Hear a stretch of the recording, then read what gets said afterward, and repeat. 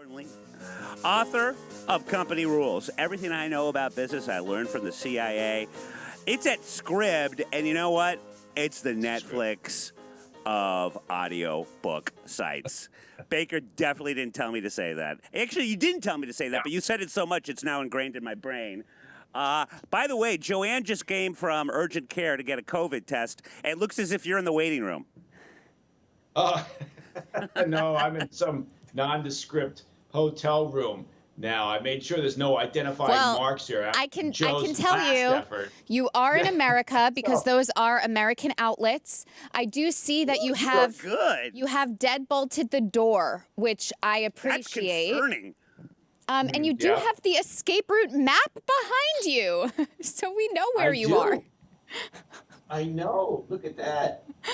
Yeah, there's no identification on there. Sorry. Okay. All right. Yeah. What are you gonna do? Well, can you give us a vague idea of why you were in the nondescript area? What may be going on? No. Oh, well, no, I can't.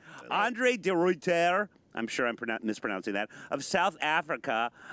He's an energy giant. Apparently survived an attempt to kill him via cyanide in his coffee. I have reported the matter to SAPS, the South African Police Service, for those interested, and the case can be assumed to be under investigation. The poisoning took place on December 13th. It's kind of all coming out now. According to the Financial Times, the coffee machine in de Ruyter's office wasn't working that day, and he was served a cup from another source. I think we have a suspect. Upon drinking it, he became weak, dizzy, and confused before vomiting and collapsing, and a trip to the hospital revealed massively high cyanide levels of his blood, in his blood. De Ruyter has actually submitted his resignation from the high-profile post, probably a good idea, just before the alleged poisoning, though the news hasn't been made public until just now. Public Enterprises Minister Pravin Gordhan has been saying that there has been an intense battle underway, quote, between those who want South Africa to work and thrive and those who want to corruptly enrich themselves. Although he didn't elaborate, apparently they think that this de Ruyter guy is trying to enrich himself. Another bit of context, Eskom supplies about 90% of South Africa's electricity. Okay, and de Ruyter resigned after failing to solve a crisis in the company that had led to record levels of power cuts in Africa's most industrialized economy. So, Baker, looking at this overall, again, I'm going to go to the person that gave him the coffee as perhaps my number one suspect. But I like, why? You never know. Yeah, I mean, but like, why? You would almost think a sniper shot is smarter. Because at the very least, it's easier to get away, harder to trace who did it. Explain to me poison, because I'm sure there's been some poisonings within the history of the CIA. I don't recall anything that goes back to us recently. God knows Russia's silly with the poison.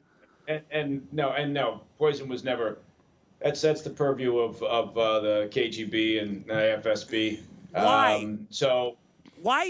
Why poison? I just do not get it. Well, because I mean, you may be attempting to do whatever it is you're doing in an area where you just don't have an option because maybe weapons aren't easily accessible, or you don't want to cause a kerfuffle, as the KGB says. That word. Kerfuffle. So it's which is a Russian word, kerfuffle, and so it comes from the verb kerfufflage. So such a man of letters.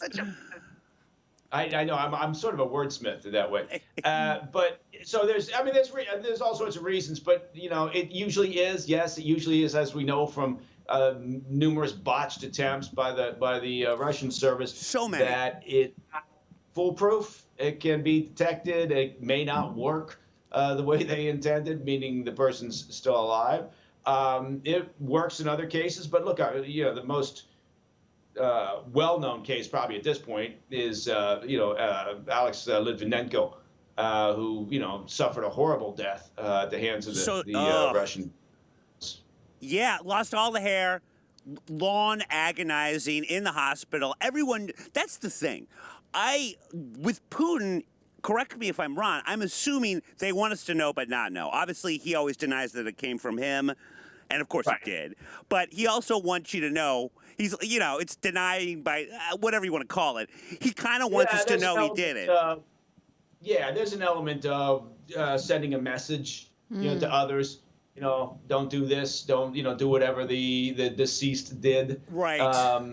And so there is that to it. But yeah, normally when you see a poisoning, the first thought is, okay, what are the Russians up to now? Because it has been, Sergei Skripal and his daughter. I mean, there's been all sorts of cases, and it's, it is kind of in their purview. It's just what they do amongst all the other crap that they do. So. Now, from all of the, 2020s and crime shows that I've seen, typically poisonings are done by women. If it's, not on like a huge political sort of global scale, but between like domestic relationships, if there's a poisoning, it's usually executed by a woman. Yeah. So maybe that's a way to get Putin and the Russians to not be like, that's kind of ladylike, isn't it? He is a big, he definitely has that small dick syndrome where he does not want anyone to think he's anything. If you apply that it's a little bit of a Nancy, operation there, then maybe that will deter him in the future. I don't think it will. But you're right. I mean, I think we all know from, watching, seasons of Rosemary and Thyme and Midsummer Murders. I'm sure all the viewers, spend their time doing that as well as they're huddled up a blanket by the fire, drinking tea. It's typically when you have a domestic issue and there's a poisoning, you could imagine it's usually a female engaged in the poisoning. I mean, look, just ask Poirot. Hercule Poirot. I was about to ask you about Poirot. I still can't pronounce Hercule Poirot, Agatha Christie's famous world's greatest detective. Yes. And you referenced that on Rogan. And Rogan had no idea what you were talking about. And then you had to go and explain, that's... You're so well-read, Baker. I know. I was shocked.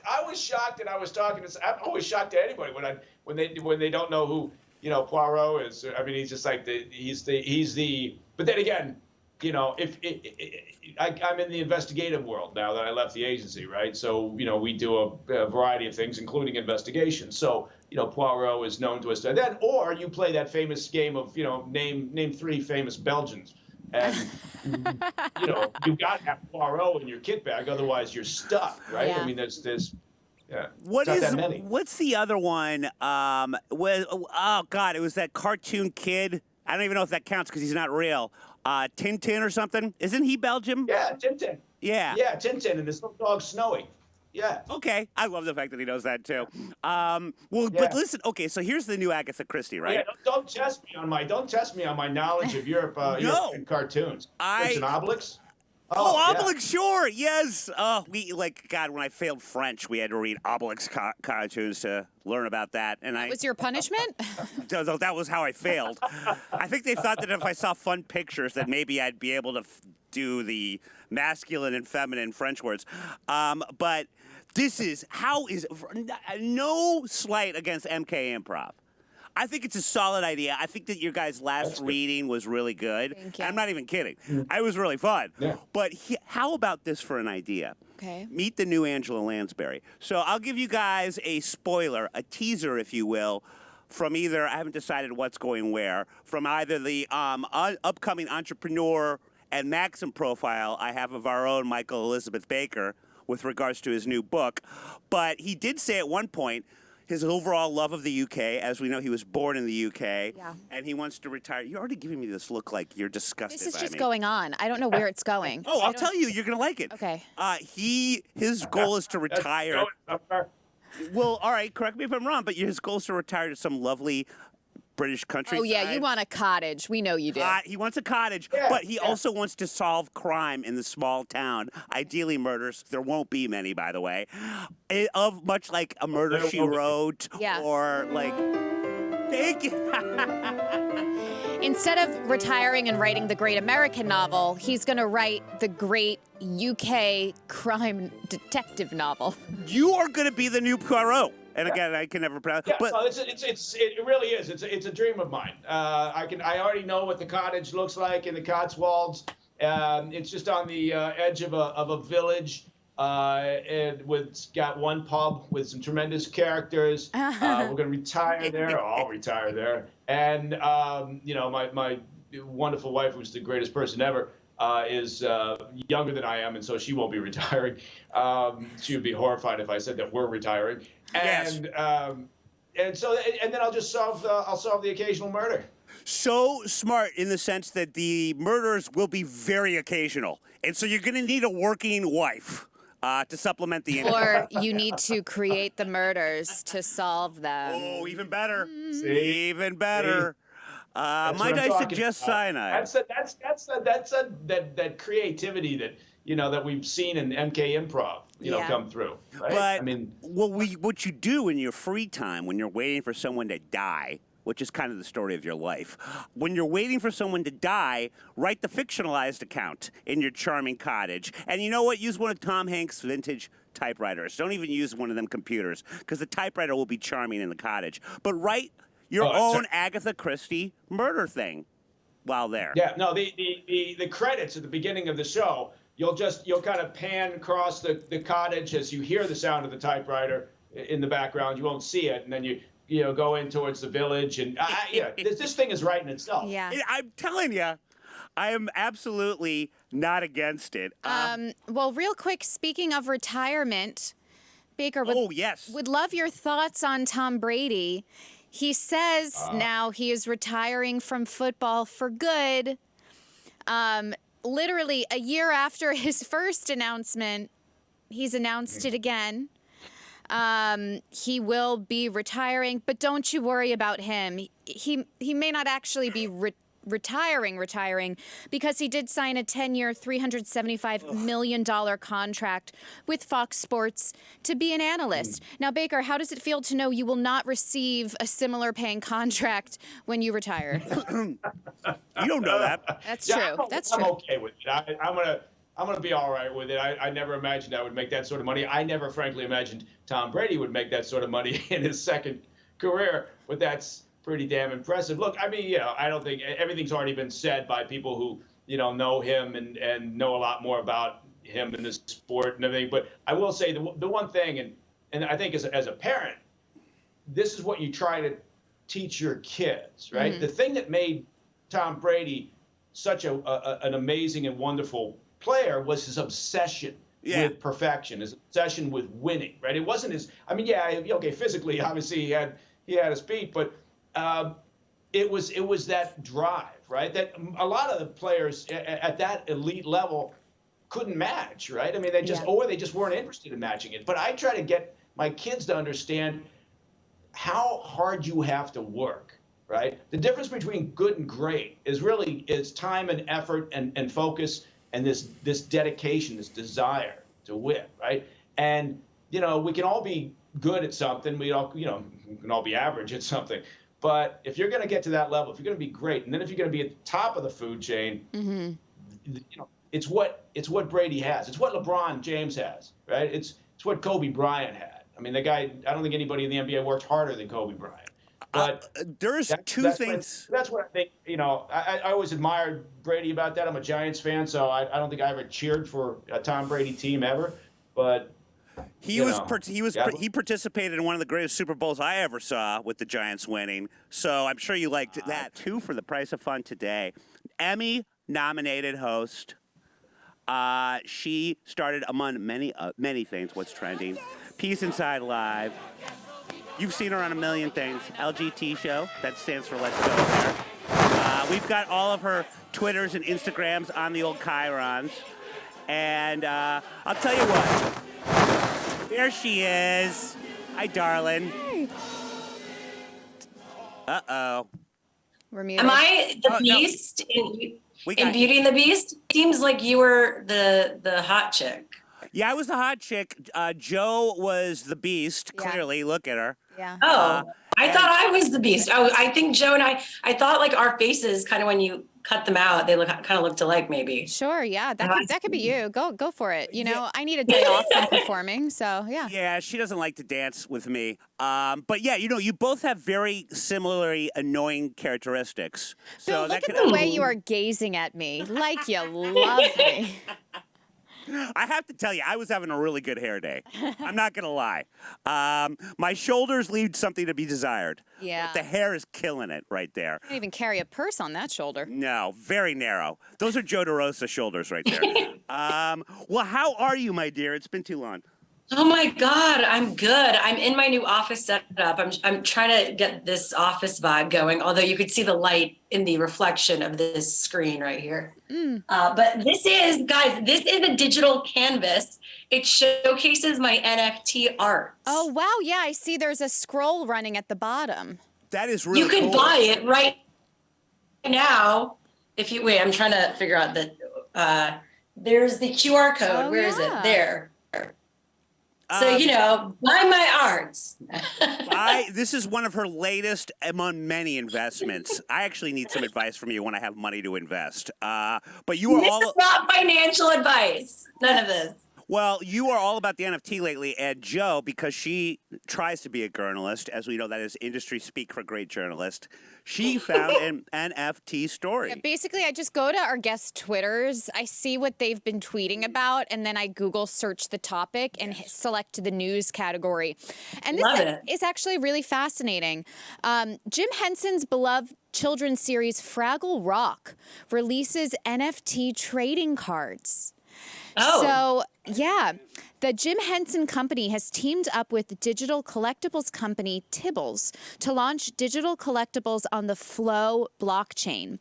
Fans of the Fantasy Muppet television series can interact, engage, and collect digital trading cards featuring the show's iconic characters through the Tibbles Fraggle Rock iOS app and online. You know, everything is an app these days. Literally everything. You're right.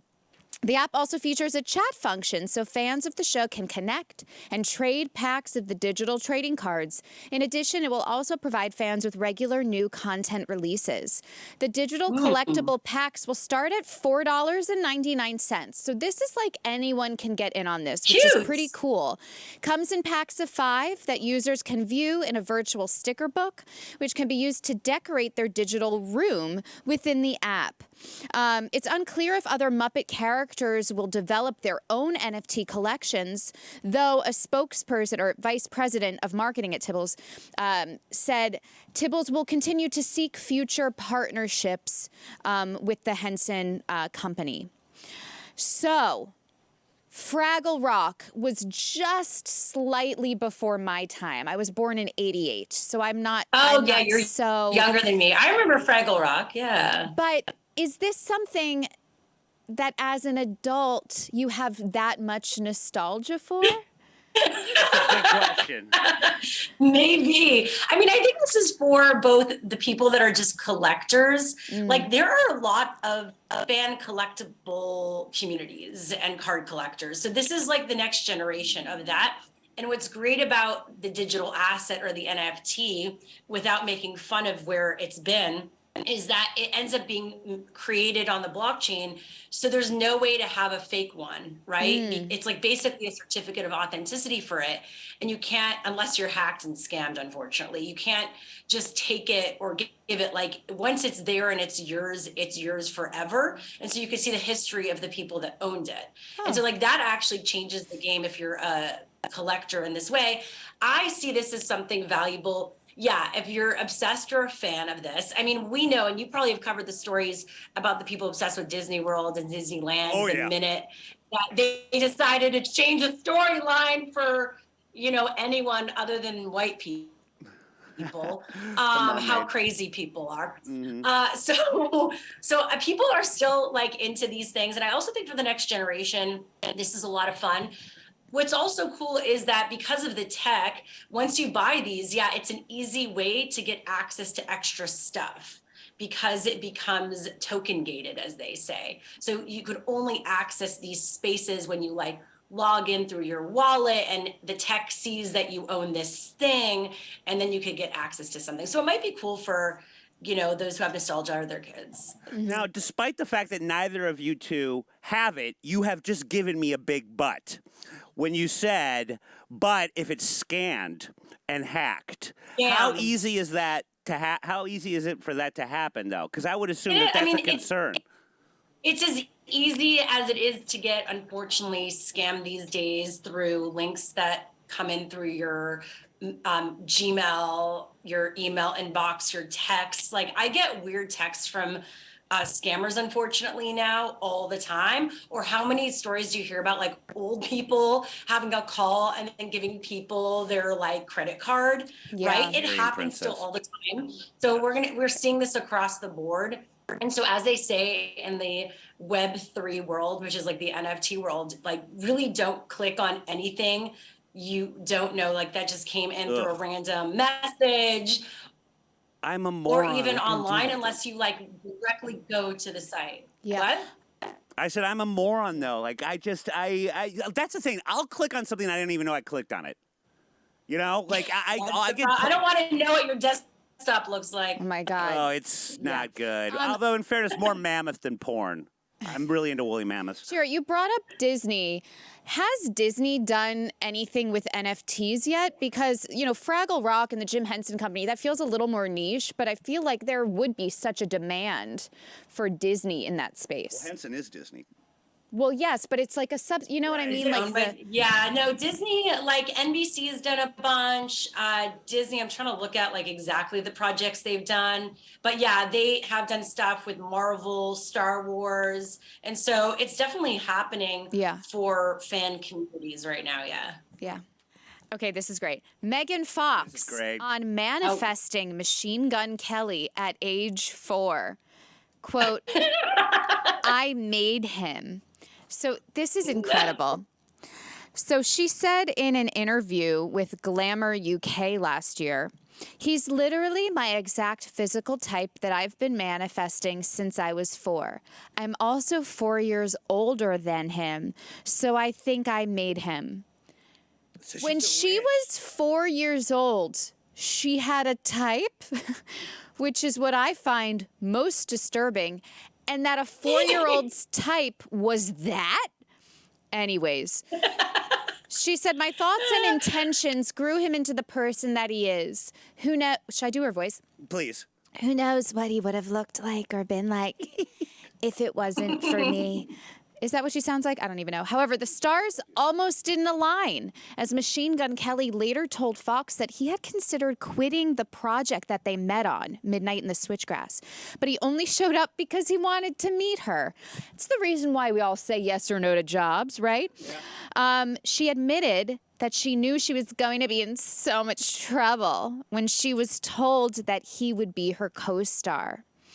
So basically, she manifested it. Shira, what do you say to that?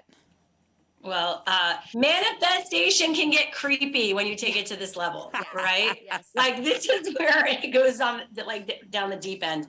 Yeah, to take credit for someone's entire existence is also pretty somewhat egotistical and narcissistic. Yeah. Somewhat. Yeah. Well, that's the thing. Jill got that story. I'm like, oh, this is great for Shira because she says the word manifesting a lot. And, Well, here's the thing. Like, I feel, like you could say manifestation. Like, I manifested my partner. It was more like I was finally in the right mental space. I had done the work, and then I really reflected on what I wanted. But it wasn't like I visualized this like long brown haired like. It wasn't even physical stuff that I visualized or felt into. It was more like what I felt like, what I was wanting to feel with someone. Mm-hmm. Like that's for me more about the manifestation. I mean, for work, sometimes I do imagine situations or circumstances happening and how I would feel.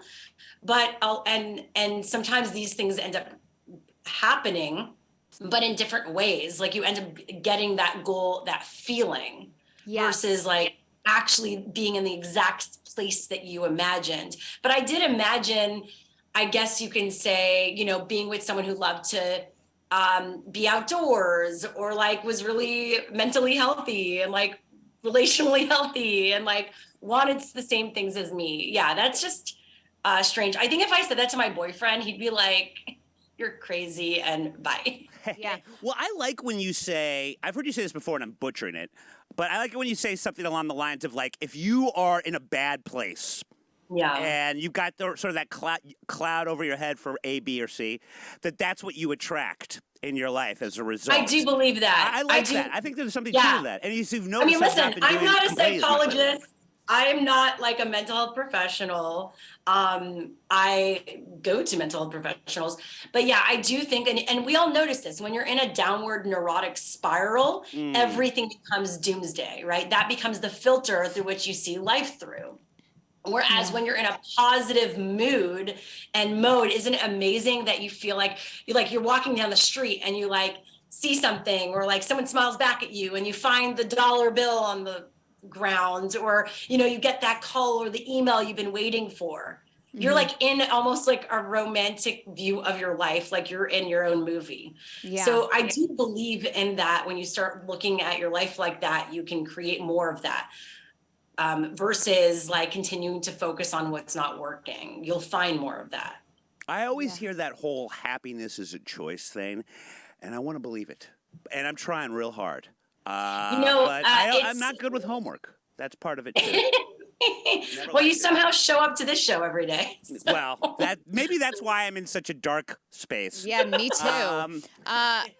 You had to get that dig Yeah, in. I did. Well, really quick back to Megan Fox as a 4-year-old, because if she, again, it's like 4-year-olds often have their idea of Prince Charming, or they'll envision a wedding or princess sort of imaginings. But it's like, as a 4-year-old, did you also manifest your first marriage and your divorce? Like, that's where I don't think that's where we could get selective, right? Like, manifestation is hilarious when you're like only focusing on the things you got versus like all the other shit that you went through to get there. And so it's like manifesting is kind of a hot word right now, but I don't think that's what she means. Like, that's not the right terminology for what she's trying to say. Are you questioning Megan Fox's overall IQ? You know what? Maybe I shouldn't. She did ayahuasca, so she knows a whole lot more than I do. Thank you. She's seen things that you haven't seen. Yeah. I think it's really, that is really interesting. I actually think that fairy tale and like vibe is actually like really created by society, obviously, in like Disney movies. And it's actually really dangerous, because then like real life happens and you're just expecting all these things versus actually doing the work to get all those things. Yeah. I'll tell you what, with both my nieces, my brothers, and my sister-in-laws tried their best, but both of them fucking Disney princess obsessed. They gave up. Now it's just the whole house is Disney princesses. They didn't want it to be the focus. God, my brother wanted a tomboy, but it's just all Disney princess all the time. I guess they're trying to make them a little more empowered this day and age, but that would be great. You were never a Disney princess girl, right? A little bit. I was more into Teletubbies. That says a lot about me. Wow. I was into Trolls and Ninja Turtles. Oh, that's my girl right there. Not that I don't have a couple of Ninja Turtle figures in my place, because I don't. Anyway, listen, my dear, thank you so much, as usual. Always love to see you. Give us your plugs, your promotions, prescription drugs. Yeah, just follow me everywhere at Shira Lazar, my name. I also have a weekly newsletter for those who want to learn more about Web3 and NFTs and blockchain tech. It's called The Alpha. So you just go to my site, shiralazar.com/subscribe, or something will pop up for you to sign up. And I really appreciate it.